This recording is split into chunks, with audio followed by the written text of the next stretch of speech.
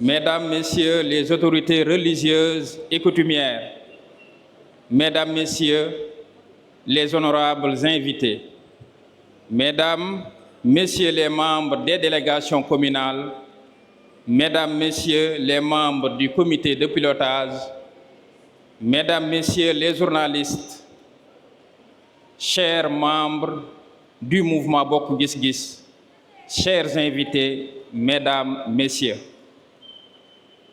nous sommes aujourd'hui réunis pour lancer le mouvement citoyen Bokk Gis Gis.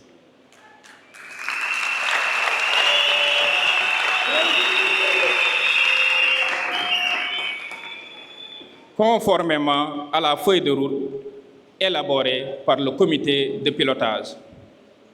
En effet, à l'épreuve des cycles de crise économique et de celle sanitaire, le constat est alarmant. Le surgissement des épidémies et autres catastrophes naturelles ou financières imprévisibles, Covid-19, Ebola, inondations, guerres, etc., met le monde au ralenti avec leur lot de morts et de dysfonctionnements. Aussi, il devient évident que nos paradigmes souffrent d'un défaut de priorisation du facteur humain qui se révèle être une donnée majeure, pour ne pas dire structurante.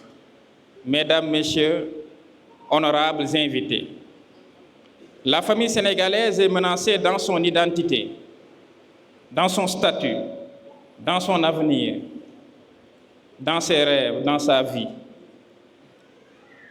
La jeunesse de notre pays vit une situation économique inquiétante. La femme sénégalaise, mère, épouse, éducatrice, mérite que lui soit reconnue la place qui est la sienne comme composante essentielle de la société. À l'aube de cette troisième alternance, le défi auquel sont confrontés les Sénégalais et qu'ils doivent, par des voies qu'autorise la loi, relever est celui de la mobilisation et de l'engagement citoyen, mais aussi l'installation d'institutions fortes par le biais d'une démocratie citoyenne. De l'issue de cette bataille de la liberté que les démocrates sénégalais mènent depuis longtemps avec détermination et courage dépend de la voie du progrès, celle de la défense et de la consolidation de notre démocratie nationale. Aujourd'hui, personne au Sénégal, je dis personne, n'a le droit de se taire ou de ne pas s'engager.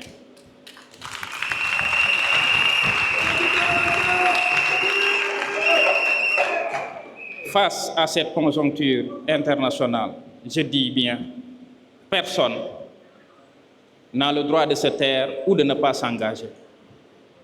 Mesdames, Messieurs, honorables invités, nous sommes confrontés aujourd'hui à de nombreux défis, des invitations d'ordre économique, politique, culturel et social qui exigent des solutions à la fois urgentes et surtout inédites. La réponse à ce questionnement sur l'épanouissement des Sénégalais relance la problématique du développement inclusif que nous avons traduit par le slogan « Humaniser le développement, yeesal gis-gis yi ».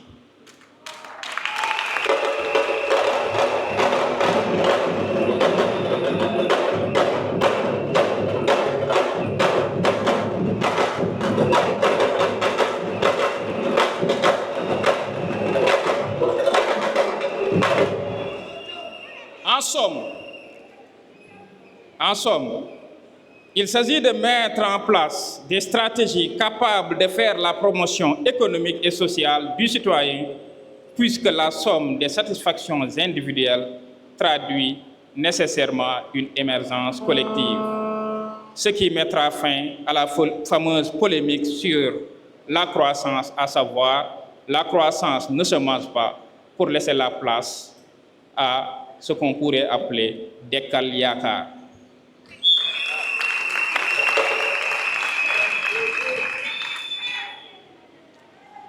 En effet, l'émergence de l'économie, de la croissance, de la connaissance et de l'immatériel et la remontée des théories du capital humain ont remis au goût du jour le rôle des individus dans le développement des nations.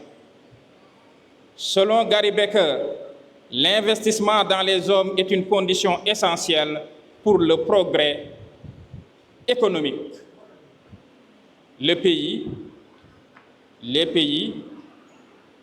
si vous voulez, doivent en effet s'attacher à leurs individus car ils constituent leur ressource la plus inépuisable. Ainsi, toute politique publique doit nécessairement favoriser la santé, la formation, la promotion économique et sociale ainsi que la mobilité des ressources humaines, en un mot, l'épanouissement de l'individu.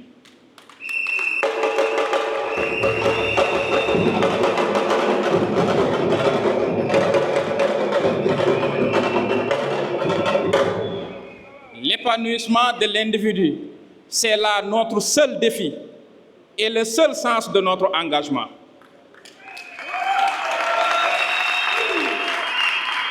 Mesdames, Messieurs, honorables invités, il s'agit là des véritables raisons qui nous ont motivés à faire un don de soi pour l'émergence et le développement économique et social du Sénégal, cette nation qui a beaucoup investi pour que nous soyons aujourd'hui de hauts cadres de l'administration et des citoyens modèles.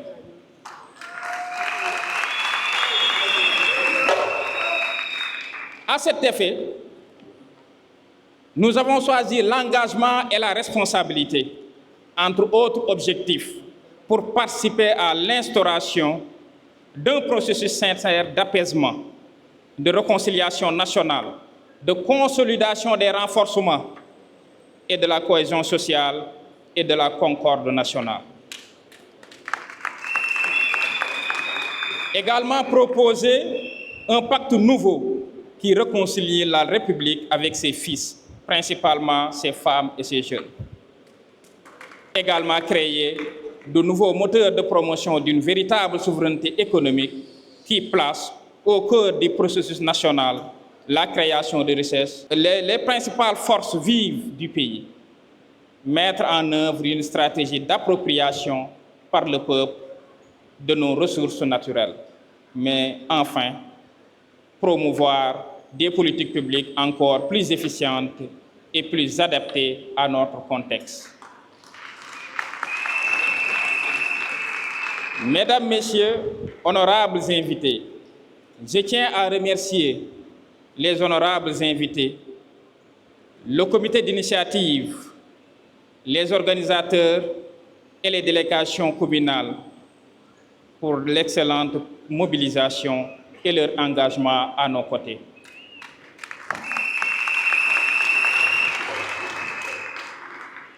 Dans cette noble mission de contribuer à l'émergence et à la promotion socio-économique des Sénégalaises et des Sénégalais. Je réaffirme ici, devant cette auguste assemblée, notre engagement, mon engagement et ma volonté de toujours contribuer à servir avec toutes les forces vives de la nation ce pays auquel nous devons tous considération et respect. Je vous remercie de votre aimable attention.